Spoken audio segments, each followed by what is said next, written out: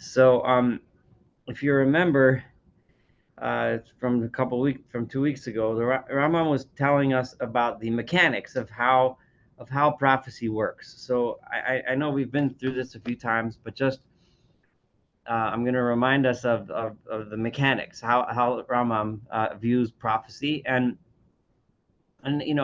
when we think about it clearly, this is it's not just heavily influenced by, it's based on the Aristotelian concepts of how the brain, how thoughts worked, and so on, and how the intellect works. So his model of prophecy is deeply based on that. So exactly how the Rambam would approach this subject of prophecy if we were around today is obviously a question we'll never know the answer to.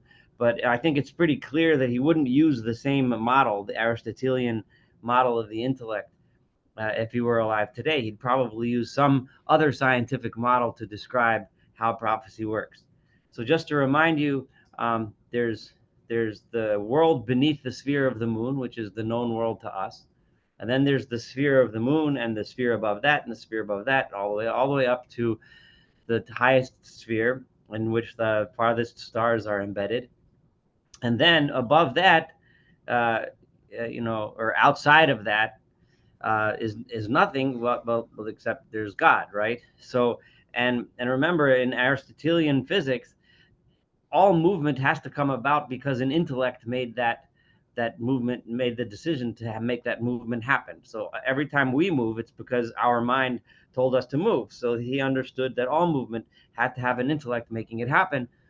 So the intellect making the entire world move is God. And that works through this entity called, and this is an Aristotelian entity, which was understood back then. This was understood as science. We have to remind ourselves, this was not a spiritual concept to the Rambam. This was a scientific concept, right? And the active intellect is the intellect that kind of goes down from one level to the next level, and there's an overflow from this level to the next level to the next level. And within each level, there's an intellect that's being influenced by the active intellect, and then that level, using that active intellect, influences the next one, so on and so forth, until it comes down to the sphere of the moon. And then from the sphere of the moon, that active intellect lands in our brains, right? In our intellect, right? So that piece of the active intellect is in our brain, right? So when we think, we are essentially getting those thoughts all the way from on high, all the way going back to God. Now, but human beings have something else, right? In addition to this active intellect, we have this imaginative faculty, and the imaginative faculty is the faculty in our brain that imagines things, that forms images and forms ideas, and it gets input from all of the various inputs. So those inputs are from our senses, right? And those inputs are also from our body, from our bodily desires, inputs into that imaginative faculty, and the active intellect inputs into that imaginative faculty. And Rambam explained to us that a prophet is someone who has perfected and trained his active intellect so much that his active intellect has full and total control over his imaginative faculty.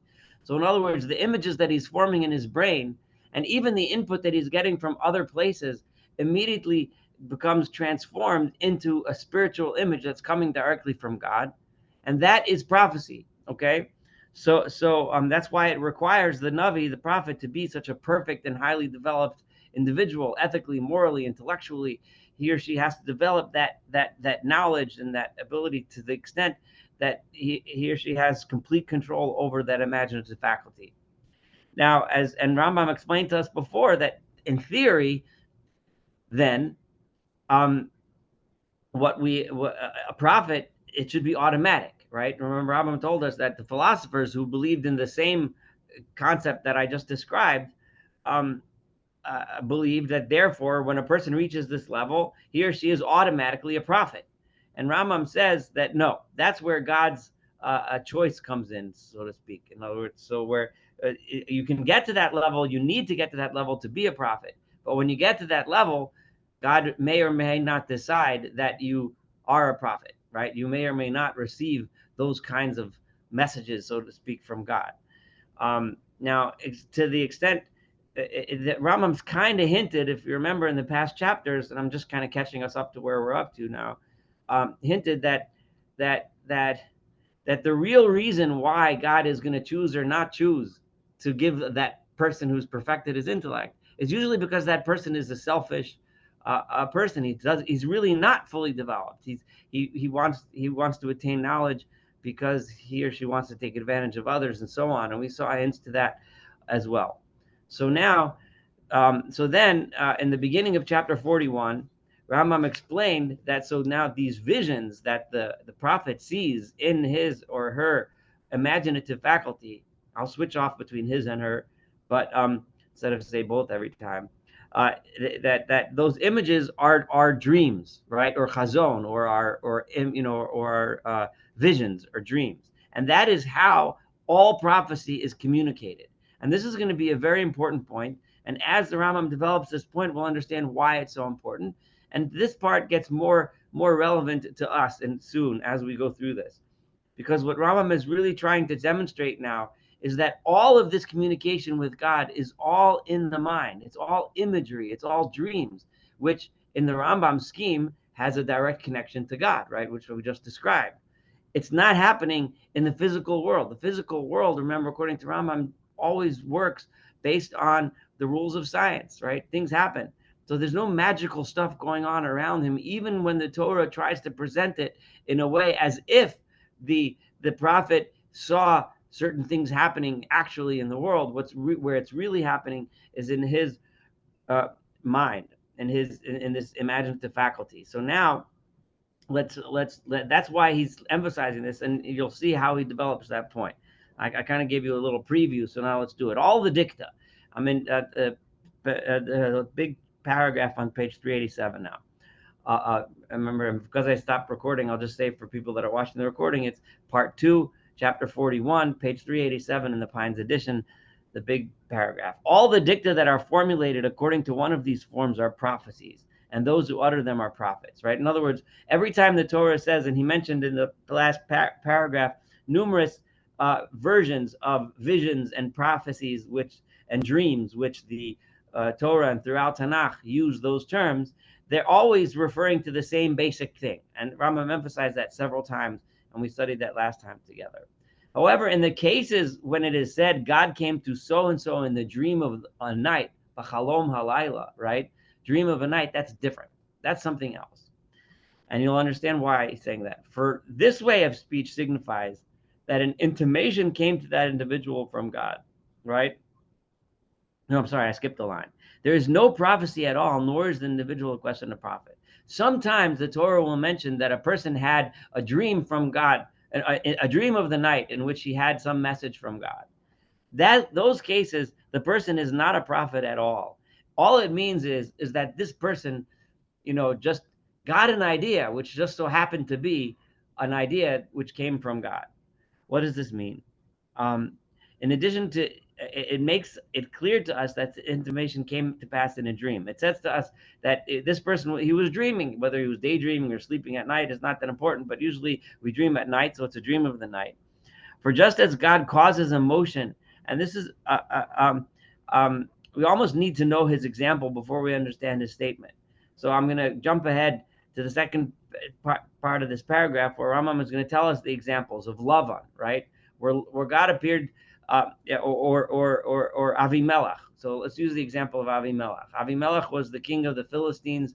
Remember the story where Abraham came to the land of Avimelech, and he told everyone that his wife is really his sister. And then Avimelech took Sarah into his house and almost slept with her. And then Avimelech had this dream that she's really, he should give her back to Avram because he's really the wife.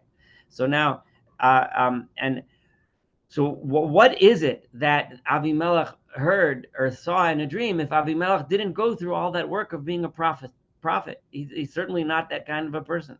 Why is it? What exactly happened? So that's what Rambam is explaining now. For just as God, that's the line that I'm up to, causes emotion of the individual in question with a view to another individual's being saved or is perishing, and I'm going to go back to the sentence in a minute, he also causes by means of the vision of a dream, the creation in time of things that he wishes to be so created. Now that sentence has a lot in it. So I want to describe what that sentence means, at least what I think it means. And that is that we all live in a world in which our actions have effects on other people, right? And God set up the world in such a way, and the kapach in the Hebrew version that I like to use um, refers you to look at one of the Rambam's introductions to the Mishnah, where he talks about how the world is set up in such a way where my actions have effects on you, and often in a beneficial way, but unfortunately sometimes in a not beneficial way. So I go about my life, whatever it is that you do in your life, regardless, right? But let's say, I'm a physician, so I go about my life, right? Mostly because I need to earn a living, right? And I want to pay my bills, right? But the result is that someone else has an effect on her life, right? Because she gets the treatment that she needed, and so on. So God set the world up in such a way that our actions and sometimes our thoughts have an effect on the way we interact with others, and that's how the world kind of interacts. So even though, right? So it's almost like I or you or anyone here or anyone in the world is acting as an agent of God, even though they're not having prophecies. So the same thing when it says that Avimelech realized, right, that he should give her back, right? Something came to his mind that he recognized that my actions have a relationship, my actions have an effect on someone else. And somehow, right, that message was communicated to him that he realized, you know what, I should bring her back to Avram. There's something wrong here. Something's not right. Whether it's something that he sensed or something that he felt, but the Torah translates it and tells it to us as if God appeared to him in a vision and told him ABC. But what really happened was in his mind, he had that realization and then he went and acted upon it. So, and why is it that way? Why do I think that he's not actually a prophet, right? So what this should tell you, and we're going to see later, is that all of us really have a little bit of prophecy then, right? If this is true, right? Because we all sometimes have intuition. Sometimes you walk into a room and you just, the guy in the corner, there's something wrong. I don't know what it is. I mean, he's smiling, but there's something wrong. I should go and say hi and ask him how he's doing and if he needs any help, right? You just see it, and it's not. We didn't have a vision from God, but you just know, And Rambam already told us. Remember that that's really the first level of prophecy is intuition. And that's really what's going on here. So for we do not doubt that Lavan, the Aramean, was a perfectly impious man and an idolater. As for Avimelech, though he was righteous in comparison with the other people in his land, but Abraham said that surely the fear of God is not in this place. He was referring to the whole land of the Philistines. So even Avimelech, who may have been a better person, because you see that he did hold back in the beginning from sleeping with Sarah, and he did give her back. So the Torah doesn't present him as such a terrible guy, but that was in relation to his people. But Abraham had already stated that he was afraid of him too, for good reason, because he did take her, right? But God came to Avimelech in a dream of the night, and it says in the Lavan in the dream of the night. So know this and consider the difference between the dictum of Scripture when it says God came, God spoke, and when it says in a dream of the night or in the visions of the night, right? So by Yaakov, it said God spoke to Israel, meaning Yaakov, Israel, in the visions of the night. But by Lavan and Avimelech, it says, right, but God came and so on in a dream of the night. So, which is translated by Onkelos, and that's Rambam's favorite translator is Onkelos, right? He's praised him many times. A word came from the Lord. He doesn't say the Lord revealed himself, right? Just said a word came, right? Because remember, all of our thoughts on some level, right, come from above. That's where thoughts come from, right? But in our minds, right, it's just somehow you just got it, right? And Avimelech got it, and then Lavan got it, right? Got that message. Although so-and-so was not a prophet and prophetic revelation had never come to him, but he was merely told the things in question. Oh, I'm sorry, I skipped a line. Know that, okay, so that's that point. That's how he dismisses the Lavan and Avimelech problem. He has other problems, right? Other prophets that don't seem to fit this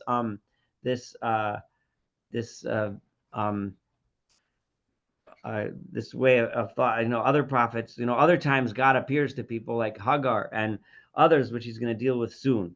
But this is how he deals with the Lavan and which is, I think, Avimelech idea that and they're lying in bed at night and they realize this is not right. Something is wrong, right? This woman, she's not a sister.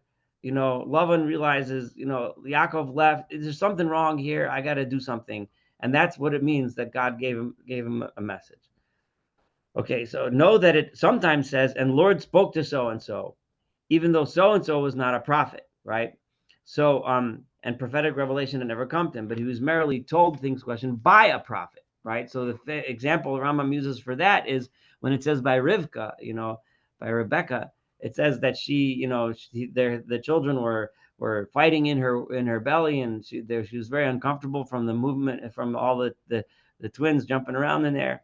So it says Vatelech lidrosh et Hashem, that she went to inquire of the Lord. And the Chachamim explain, the sages say, and we're on the top of page 388 now, that to the school of Aver, that she went to the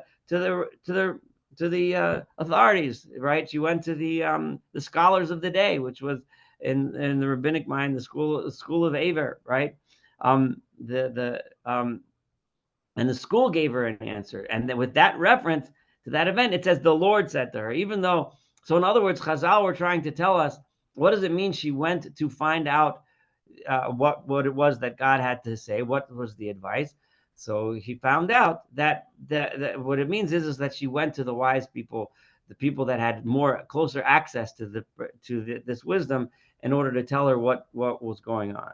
And even though it has been said that the expression "and the Lord said unto her" means that it was done through an angel, what does it mean? It means because Aver was an angel, like we're about to explain. A prophet is sometimes called an angel. As you notice, sometimes I might paraphrase a little just to get through the thought a little quicker. Or else this explanation alludes to the angel who came to Aver. If it says that an angel spoke to her, it means because Aver got this through an angel. Remember, don't think every time we see the word angel, a person with white wings fluttering around in the sky. An angel, according to Rambam, he explained to us very clearly, the angels are those intellects, right, which exist and run those and make those spheres above us move, right? That's what an angel is. An angel is the conduit by which the active intellect overflows from level to level to level until it comes down to us, right? That's what an angel is. So when Rambam says an angel spoke to Aver, it means that Aver accessed his wisdom. He accessed what was in his own wise mind and gave her advice, and that advice was coming from God. So that concludes chapter 41. I'll stop for a moment if anyone has questions, and then we can go. We can go on to 42. But any comments or questions so far? I have one. Mhm. Sounded like I think that when we sleep, we dream sometimes. We dream fantastic things. Mhm. Yep. Is the assertion in this chapter that this is one of the modes that God communicates with a prophet? Is that correct? Definitely, yes. Those kinds of dreams, yeah, are communications. So now our dreams are typically just a bunch of gibberish and nonsense. But a Mhm. prophet who has so much control over his or her imaginative faculty, they will be getting images, and he's very soon going to actually go into those details, and mostly in chapter 43, he's going to talk about the kinds of things that they see in dreams. So for you and I, we might see gibberish, which may have some meaning here and there. It usually does have some meaning if we really analyzed it. But the prophets see parables that actually have much deeper meaning. You could probably think of some examples right away on your own, but when we'll get there. In 43, he's going to talk about dreams in more detail. So let's hold off for that.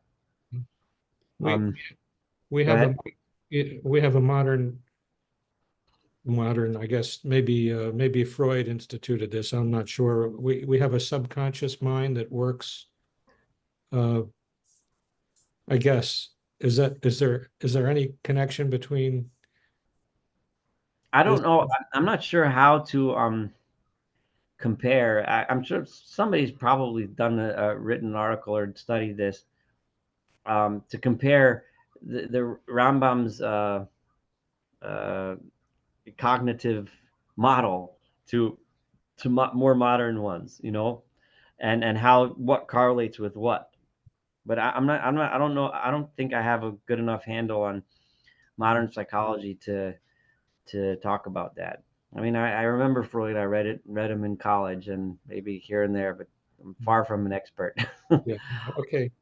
It So did, the last yeah, thing that I wanted to know is it says to the school of Aver. right. Uh, can you elaborate on that or what that is? Well, okay.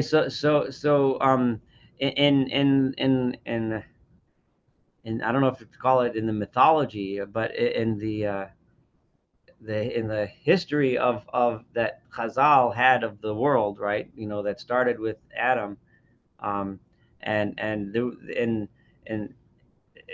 Chazal have this view that in every generation, from all the way from Adam to Noah, and then Noah to Abraham, there was always somebody.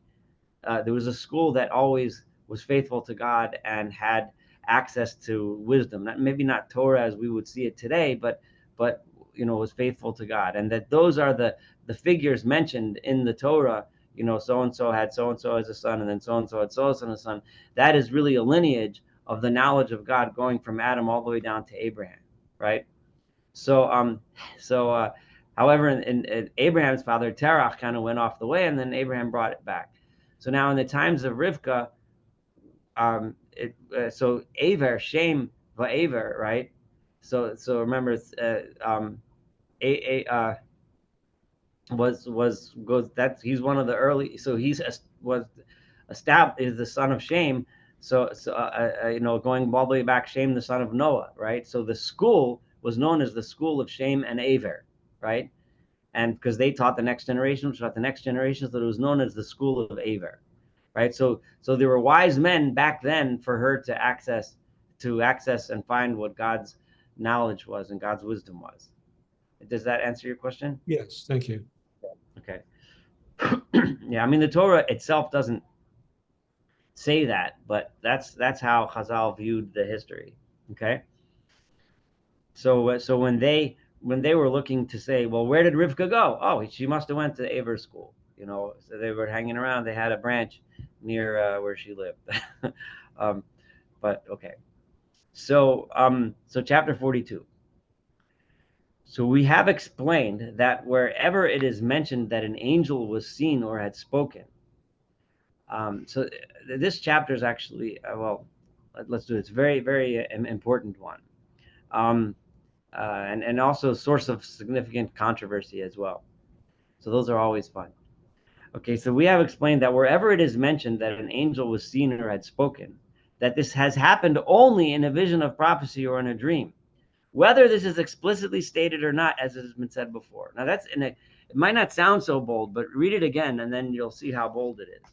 Because what the Rambam is saying is that every time it says, right, that a prophet saw XYZ occurring, right, it was a dream, not something happening. In other words, he was seeing it in a vision. So now start thinking in your mind of your favorite prophecy where a prophet envisions something happening. The Rambam said a very bold statement wherever it is mentioned. So the first thing comes to my mind right now is Ezekiel, Yechezkel, and the Valley of the Bones, right? So the question then becomes the verses are presented as if Yechezkel stood up and saw this valley full of bones, and then he saw all this happening in front of him. That's how it's presented. Rambam is telling us clearly these guys. If that was what happened, right, then that would have meant that that a completely out of natural bounds occurrence would have occurred. This incredible miracle would have occurred that these bones would have come to life, right? But you can think about this on any. That's one of the most dramatic visions in the Bible, right? But I'm just thinking anytime there's a vision, right? So in the Rambam is telling us that it's a vision, right? I use the word vision because I'm Maimonidean influenced. But anytime there's a prophecy where it says the prophet saw something, no matter how realistically it's depicted in the Torah, right, or in the prophets or wherever, right? It doesn't mean that it actually occurred. It doesn't mean that he stood on a mountaintop and saw this happening. It means that he or she imagined it happening in their mind, and it was a dream or a vision. So know this and understand it thoroughly. Rambam wants to emphasize, even though I know that that might sound dramatic, because now when you're going to start to go through all the different ramifications of this, some of them might be striking to you, and he's going to go through some in a minute. And there is no difference between a statement in which the prophet literally affirms from the first that he saw an angel, and a statement according to whose external sense the prophet at first thought that a human individual had appeared to him. It may have been that the prophet himself didn't know what he's seeing, is really what he's saying right now. It may have been that the prophet thought he saw a person walking by saying something, right? And then eventually realized that no, this wasn't him actually seeing that person. It was actually a vision, right? Right? So whereas at the end it became clear to him that it was an angel. So regardless of how the verses present it, the verses may present it the way it presented. It may very well be that Yechezkel thought he was seeing bones, but at some point he realized, no, this is a prophecy, right? In other words, it's so real to him that he may actually have thought that he was seeing people or bones, right? Or whatever your favorite prophecy may be. For inasmuch as you find in the course of the event that he who has seen, remember, this is so important for the Rambam's philosophy because otherwise you'd be required to say that tons and tons of really wild miracles are occurring all around the Bible, right? And Rambam doesn't like that kind of, he doesn't like miracles. We've seen this already. He thinks everything works. When God works in this world, he works by nature. He works through the rules of physics, right? So so for inasmuch as you find that he who was seen and had spoken was an angel, you ought to know it doesn't mean that there's a being called an angel that stood in front of him and talked to him, but it means you ought to know and to establish as true that the event was from the first a vision of prophecy or a dream of prophecy. There was no guy standing in front of Joshua, and he's going to use that example in a minute, telling him, giving him a message. No, Joshua thought he saw a man, but then realized that he was seeing a vision of prophecy. For in a vision of prophecy or a dream of prophecy, the prophet sometimes sees God speaking to him. The prophet may even envision God speaking to him. Does it mean that God came down and talked to him? Of course not. It means that that's the vision that he had, right? So, as we explained, and sometimes an angel speaking to him. Just think about how important this is theologically. I mean, there's an entire religion that the largest religion on the planet that believes in the opposite of this, right? And Rambam is it's inconceivable that such a thing could be, right? You don't see angels, you don't see, certainly not gods walking on this world, right? It's completely inconceivable to Rambam that such a thing can happen, right? If you did get a message of prophecy, then it was in the form of a vision, and that's it, right? But not that's it, but that's the significance of the vision, right? Sometimes he hears somebody speaking to him without seeing an individual who is speaking, right? Sometimes he may hear someone speaking without actually seeing someone. He may hear a voice, right? That might be how, again, sometimes he sees a human who is speaking. Sometimes he sees a human who speaks to him, and afterwards it becomes clear that that was not really a human, it was really an angel. And remember what the interpretation of an angel is, according to Rambam.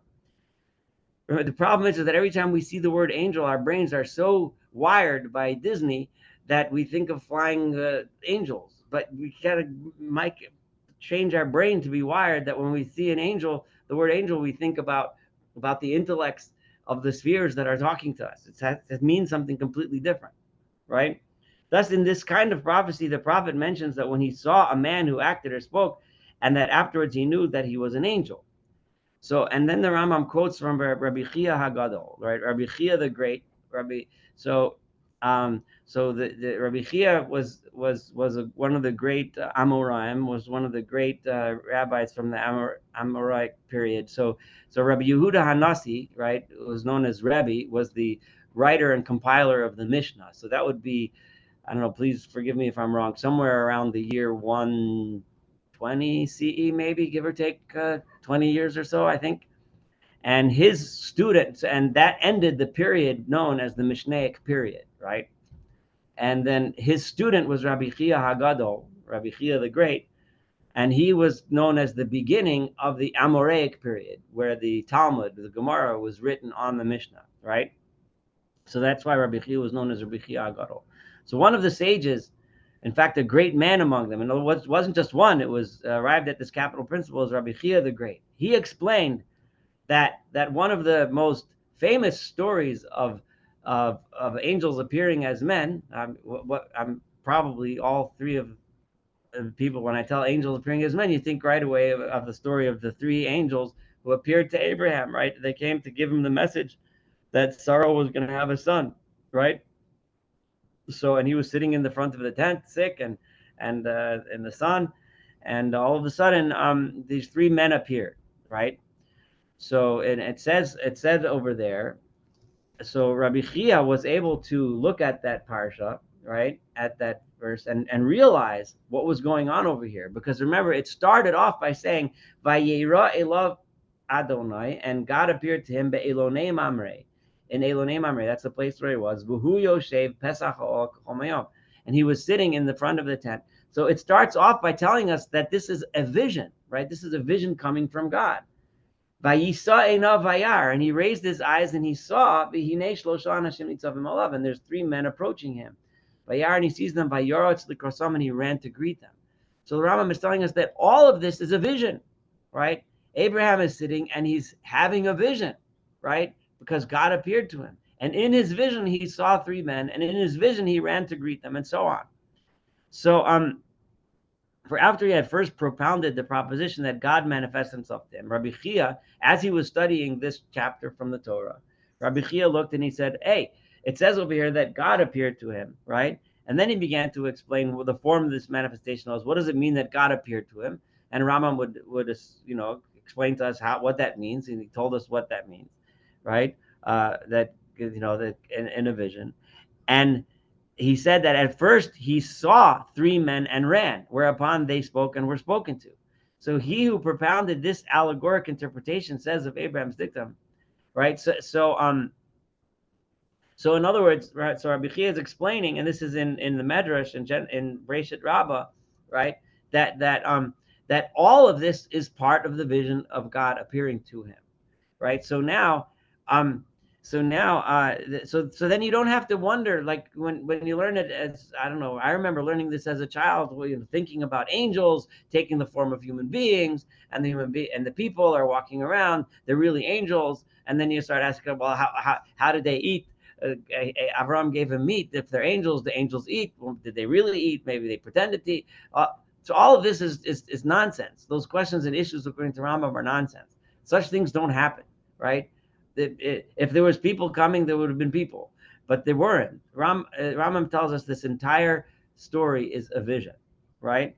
So and then and you can see further. He who propounded this allegoric says of Rambam's dictum, when it says later, my Lord, if I now have found favor in thy sight, pass not away, I pray thee, from thy servant, is Avram reiterating that this vision should continue. He's saying to God, I'm in this vision, right?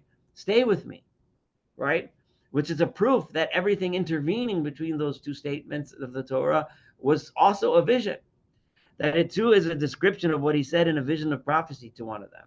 He says, in fact, he said it to the greatest among them. So that entire conversation that Avram had with these angels is a conversation he had in a dream. Understand this story too, for it is one of the secrets, Rambam says. So when Rambam tells us about secrets that he's telling us, secrets that he's not telling us, this is the kind of secrets that he's talking about. He just told us a secret, right? That this is how you can read this story and not have to wonder about all these weird stuff about angels walking around, right? And Rambam is telling you the secret is, it's a vision, right? And I say likewise the story of Yaakov, where he wrestled a man, right? And they wrestled a man with him. And it is in conformity with the form of prophetic revelation. It's the same thing. Did actually an angel come and have a wrestling match? No. Jacob was in the dark. He was on the other side of the river from the family, and he had this vision of this wrestling, and he had this emotional and intellectual wrestling match, right? With in his mind, struggling with this terrible struggle here. On the one hand, he's being faithful to God. On the other hand, and he's been so successful. On the other hand, his brother's coming to kill him. He put his family on the other side. Now he's alone. Does he run? Does he go? Does he come? What does he do? He has this terrible crisis in his mind. And in the form of an angel, he wrestles with it and wins and moves on and confronts his brother. Right? So all of a sudden, there's no wrestling match. Right? Nobody's beating anyone up. It's a vision. It becomes an intellectual process. So this is in conformity with the form of prophetic revelation, and as much as it's finally made clear that he was an angel. After telling us about fighting with this man, the Torah makes it clear that this was actually an angel. And remember what an angel is according to Rambam. The angel is that which talks to us in our minds, in our hearts, in our souls. This is quite similar to the story concerning Abraham, right? Where it says, and the Lord appeared to him, and then begins to explain the same thing like we said before with the story of the three men, the three visitors. It is similar with regard to Jacob. At first it says, and the angels of God met him. Then it begins to explain what happened before they met him. And sorry, my cat keeps jumping in on my lap. But then it begins to explain what happened before they met him, and says that he sent messengers and acted and did this and that, and so on. We don't have to go into this story. The basic idea, and then Jacob was left alone, and so on. So all of this was just a vision. And these are the angels of God, of whom it has been said at first, and the angels of God met him. All the wrestling and conversation and question happened in a vision of prophecy. Okay, I said that many times. So and the Rambam also uses this to explain the story of Bilam's donkey, right? The famous talking donkey. So, and likewise, the whole story of Bilam on the way and of the she-ass speaking, all of this happened in a vision of prophecy. As it is finally made clear that an angel of the Lord spoke to him. If you look at the story carefully, you see when the donkey spoke and an angel talked. What does that mean? He was having a vision. Did a donkey actually start talking? No, right? But he saw in a vision, and it's really powerful because you can see coming up in the heart of Bilam at the time. What would the donkey say, right? And in an honest moment, in a short honest moment, the donkey would say, "Why are you hitting me? I'm a good donkey. I've been serving you really well." Sometimes we can almost hear if we, God forbid, we treat someone poorly, whether it's a human or an animal, right? And then we wake up and realize, like what if that person was going to tell me what he or she really thinks, and we realize, oh my goodness, the person would say, and we look at it from their perspective. And that's a bit of prophecy. And we think, my gosh, what he would say, why do you treat me like this? Why are you acting this way to me?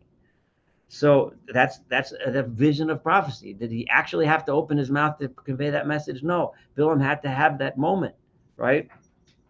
Similarly, I shall say with regard to what Joshua said, when he lifted up his eyes and looked, and behold, there stood a man, right? That this happened in a vision of prophecy. That story of Joshua is also a fascinating one. At 5:13, I'm just going to pull it up so I can read it here. Sorry.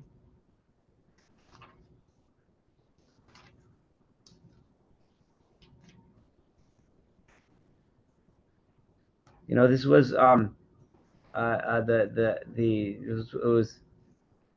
it was right before Jericho, right before the Battle of Jericho. So he's standing at the cusp of an extremely challenging and an extremely difficult time. Is he going to be successful? He's putting all of the people he's leading in this tremendous amount of danger in order to conquer the land of Israel.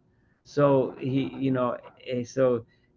alone at night, right? He was in Jericho. And he lifts his eyes, and he sees and there's a man standing opposite him.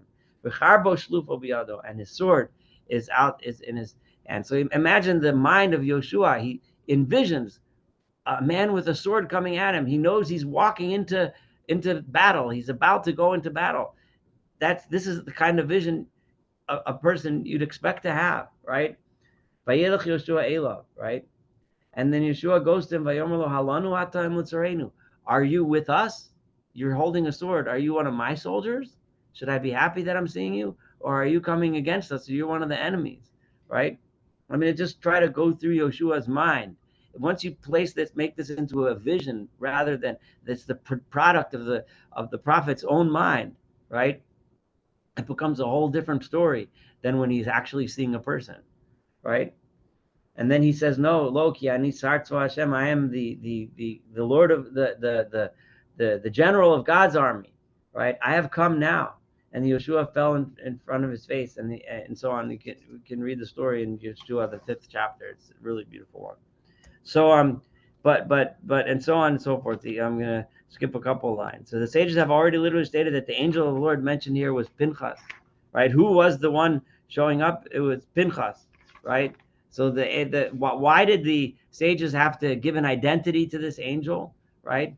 Because we have already explained. I'm on top of page 390 now, that the term angel is equivocal, right? The term angel just is the word malach. It's really the Hebrew word that means messenger, right? So it could mean different things at different times. Sometimes malach is referring to an angel, meaning the intellects and the spheres and all that stuff that we're talking about. Sometimes an angel just means a prophet, a person who's coming to deliver a message of God.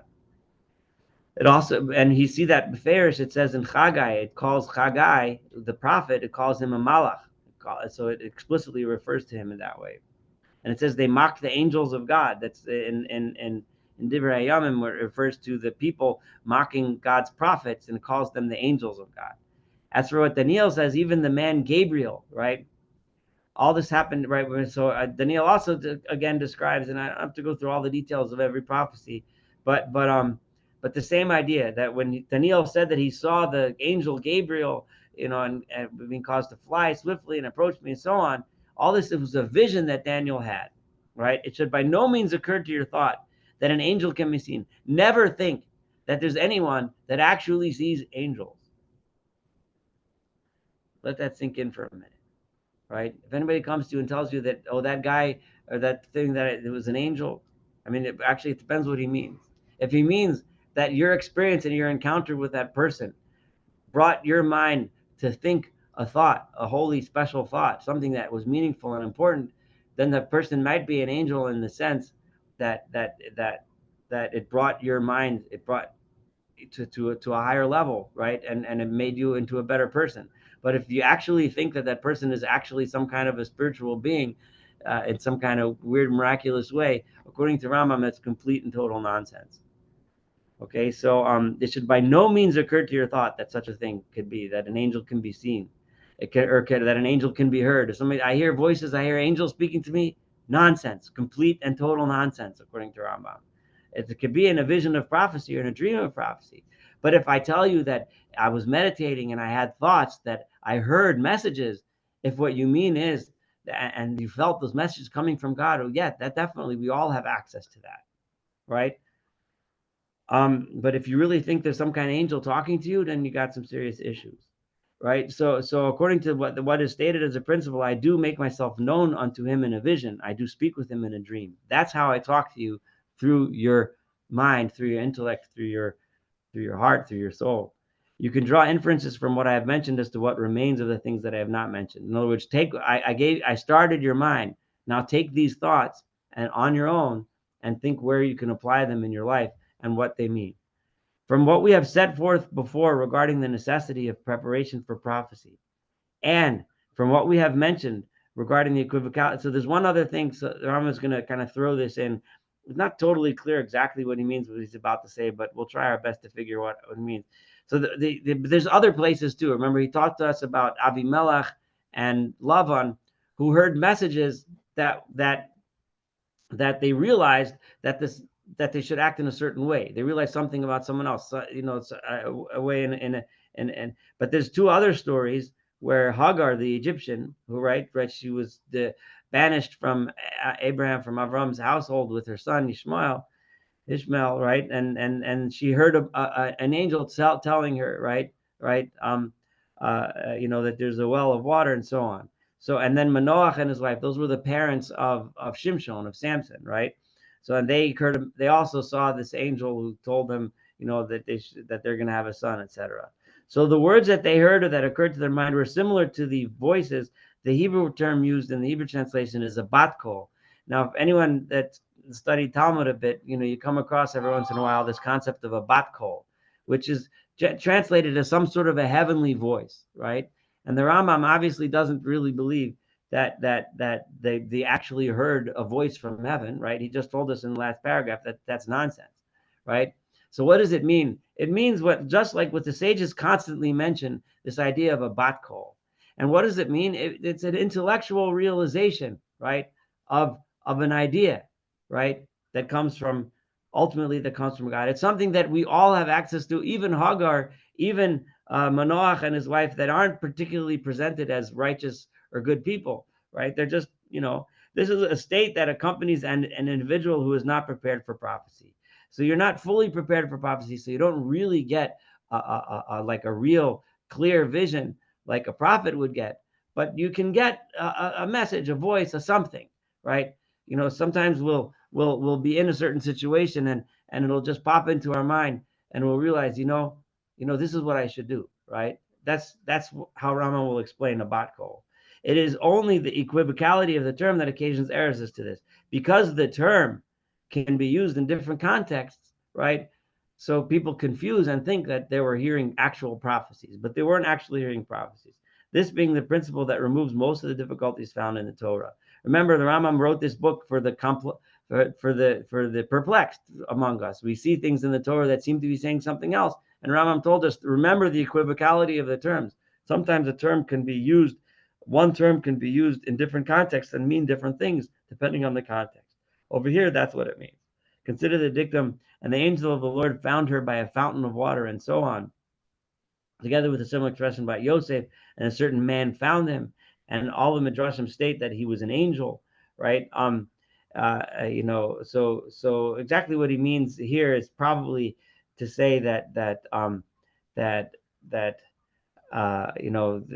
particular case, the angel is just considered a messenger of God, in the sense that God set up the world so that this person would lead Joseph in a certain direction, because that's how the world works, right? What all of our actions affect other people. So that would conclude chapter 42, a very important one. Now, this idea, by the way, that all of these visions of prophecy are just visions, right, and they didn't actually happen, as you can imagine, raised a lot of controversy among the traditionalists, who did not agree with Rambam on this. And I'm not here to take sides. We're here learning the Rambam, so we're learning what he has to teach. In other classes, you can learn what the other philosophers have to teach and how they approach this. But that's that. I think it makes sense to start 43 with God's help next time. We're getting really close to the end of chapter 2, but part 2. But I am gonna. It will be next week. I will teach. But then after that, I'm going to be gone for several weeks in Germany on an army mission. So, but anyway, any questions before we close up today? I do have a question. Sure, please. So, the concept of an angel as a separate being is he totally he's totally against that. Is that correct? That's absolutely correct. So why did we why did such an thing arise to begin with? I mean, first of all, remember that many thinkers didn't like what the Rambam said and didn't agree with him. And if you look at the literal reading of many of these paragraphs in the Torah or in the Nevi'im, it certainly sounds like there are angels, right? Yes. I mean, obviously, the Kabbalists, the mystics, believe in angels, right? But not just them. I mean, the Gemara, Chazal are full of references to angels of all various sorts and types, and on the surface, one would assume that they're talking about these spiritual beings, and how you explain them, everyone has their own explanation. Rambam, it has very unequivocally stated that it doesn't actually mean what it sounds like it means on the surface. It means something else, and every time, but either the Torah or Chazal talk about angels, or any of these spiritual beings for that matter. Rambam, he didn't say it here, but demons and all that stuff, Rambam says it's complete nonsense. Demons is the bad stuff that happens, illnesses. We'll get to that part later. I think in book 3 somewhere he'll mention that. But It's all nonsense. To think that there's actually angels and demons floating around, according to Rambam, is completely ridiculous. Okay, But let me ask go you ahead. a related, maybe a related question. When we see the phrase "the Lord of Hosts" in many contexts, what is the host that The spheres in the heaven. the what? According to Rambam, it's the spheres. The Tzavah Shemayim is the host of the heaven of the spheres, the Aristotelian spheres that rotate around. What he would say today, nowadays, knowing that there's no such thing as spheres, probably the stars, the moon, the planets, you know. Okay, so But that's my assumption. I okay. don't know if I'm right. All right, I just was wondering because we see that phrase often in the prayer book, for instance. Yeah, so if in Rambam's scheme, that's very important, right? Because God is the ultimate mover that makes all the spheres move, right? And it's the overflow from God to the upper sphere, to the next lower, to the next lower, to the next lower, all the way down to us, right? So calling God the Lord of hosts is basically calling him the one that ultimately controls all this stuff, right? Okay, it's not So, like sorry, go ahead. oh, go ahead.